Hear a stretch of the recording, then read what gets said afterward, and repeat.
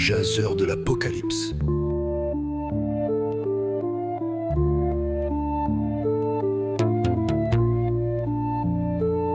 On croyait tous que l'Antichrist viendrait en costard charismatique, flippant et bien coiffé. Mais non, il est venu, en jaseur boréal, une boule de plume venue du froid aux peu bien mis, yeux masqués comme un espion céleste.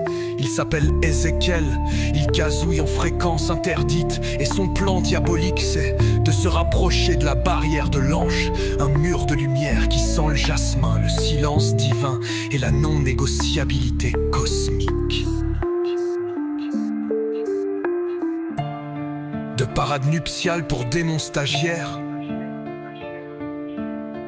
Mais les esprits maléfiques, ces drama queens du bas astral ont flairé la présence du messager huppé. Ils ont débarqué comme à une after-party païenne. Volute violette, éclat de rire tranchant, robe en suie, ambiance c'est qui le prochain n'est lui-ci. Ici. Ils tournaient autour de la barrière comme des mythes, autour d'une étole bénie, sauf qu'un démon, ça flambe vite quand ça s'approche d'un rayon d'éternité mal compris. Trois, le feu, les plumes et la leçon, et ce qui devait arriver arriva. L'un d'eux a éternué, trop près du champ sacré. Baume incendie spirituel, Ézéchiel a perdu 3 plumes boréales. La barrière a ronronné de puissance et Dieu a tweeté: bon courage pour la suite. Depuis, les esprits traînent plus prudemment. Ézéchiel se planque dans un clocher en pierre froide. Et nous, on rigole encore. Parce que franchement, quand l'Apocalypse commence avec un jaseur en infiltration, c'est que même les anges ont d'un sens de l'ironie. 4. L'annonce avortée.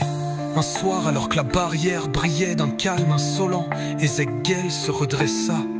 Il avait ce regard que seuls les oiseaux apocalyptiques peuvent se permettre.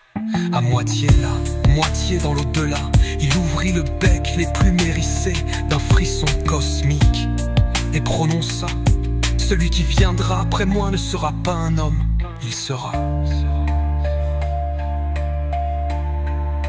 Silence foudroyant.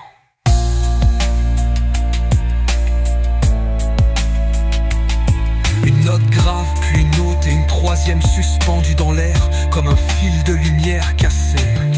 Pas d'écho, pas de fin.